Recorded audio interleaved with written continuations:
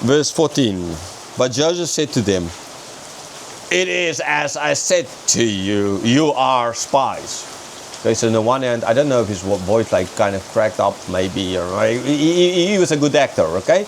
Because he could keep up the show. Although he was so excited inside himself now and with this news, but he still could keep up the show and go on and press it further because he still needed more information. He still wanted to see them. Okay, he had to force his point to still get to that. Verse 15. By this you shall be tested. By the life of Pharaoh, you shall not go from this place unless your youngest brother comes here. Wow, what a test. He wanted to see his brother. Was Joseph that stupid to think that his father will let Benjamin come? Okay, so there are two things at play here. Maybe in the one hand, hearing that Benjamin is alive, he's so happy that he doesn't really think logically now. And he's like, I don't care. I'll keep them all here and they will bring Benjamin. My father will be forced. Or on the other hand, he knew that his father's not going to. And this thing still needs to take more steps. And this is just another step in the process of ultimately getting to the final goal. He had to put enough pressure. Enough pressure had to be put on them and his father ultimately for them to come there. The drought, the famine and everything is not enough pressure. More pressure needs to, and how to enforce that. So he had to come up with a plan. So I think he was thinking on his feet here and coming. I mean, we can see he was a very wise man, God leading him. And so I think it's more the second opinion of the thing that's most likely true. Not that he was like stupid here and thinking, oh no, I'm just do this and then they will come. But I think he knew that it's not going to just happen. More pressure had to be applied. And I, therefore, as Joseph, need to take more steps to apply that pressure so it can happen. Otherwise, it's not going to happen.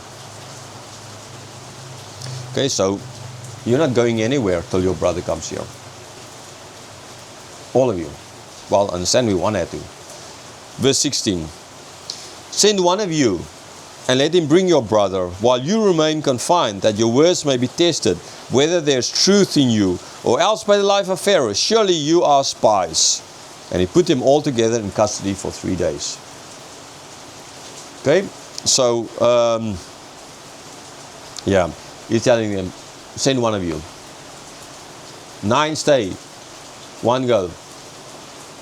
But I mean, at the same time, Joseph knew that they had to take food back, because how much can one take, right? If you are, I'll just give you an example. If you fly in from Yangon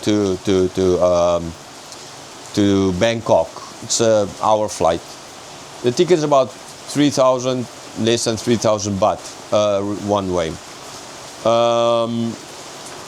You get 30 kilograms if you fly with MAI, Myanmar Airways International, MIA, Myanmar International, whatever, MAI, Myanmar Airways International, the non-junta one. You get 30 kilograms as part of your ticket. If you need to bring, say, 60 kilograms from there to buy extra 30 kilograms on that aeroplane, it's going to cost you 3 times the price of a one-way ticket. So it's cheaper for you to get someone else to fly with you, to buy a ticket for someone else who gets 30 kilograms for free and put that in, right? So what I'm getting at here is the fact that one could not take enough food back for all of them. Impossible. So Joseph knew ultimately, it wasn't Joseph's plan to keep 9 there, like something. And then he thought of it and he rethought his plan and he changed his plan. He knew that he can't keep, that he will send the vast majority back to take enough food back. Okay, and you keep 1. Okay, he knew that. So it's not making a plan as he's going.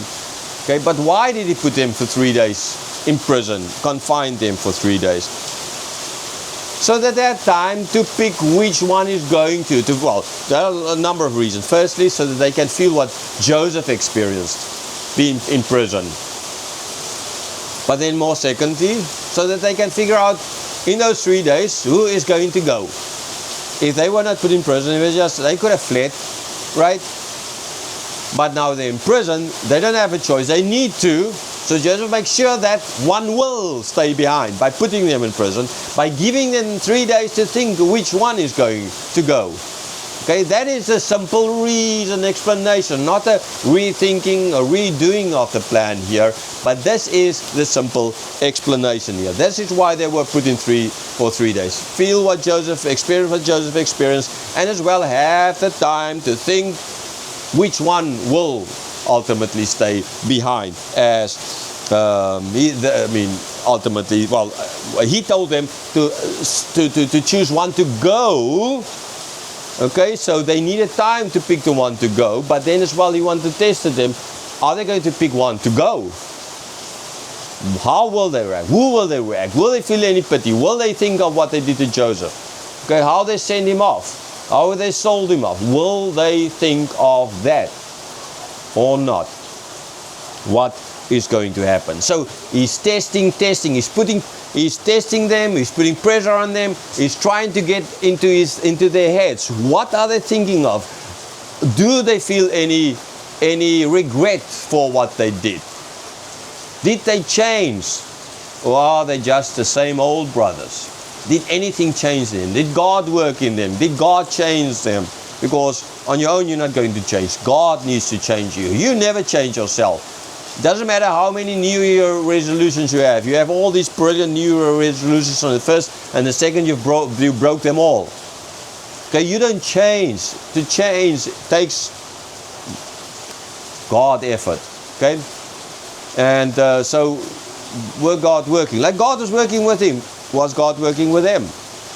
He needed to have all this information. Therefore, he did what he did. It's very kind of straightforward, very easily explainable.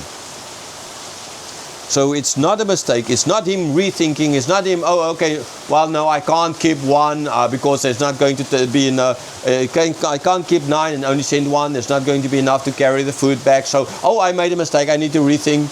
Right? No, he did not. He has a plan in mind. He is working with a plan.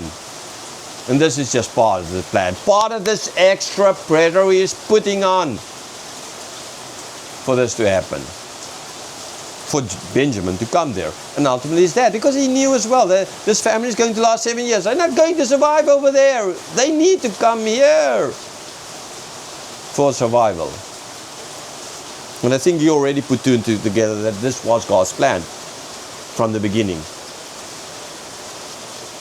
Okay, so this is God's plan, but he is working here together, not against, but together with God's plan to bring fulfillment to that. Okay, so we do work together with God. By God's grace, he allows for it.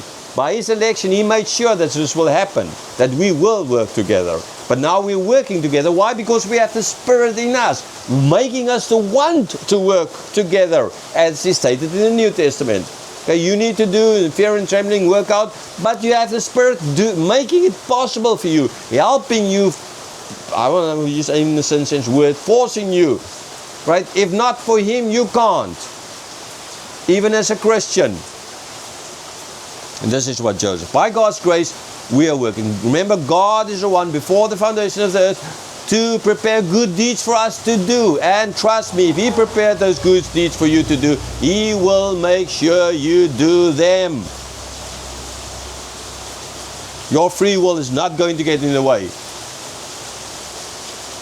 It's God's choice. God is God, not you. Okay, so Joseph working here together with God in this way, in all of this, perfectly setting it up as part of God's plan ultimately in saving his people.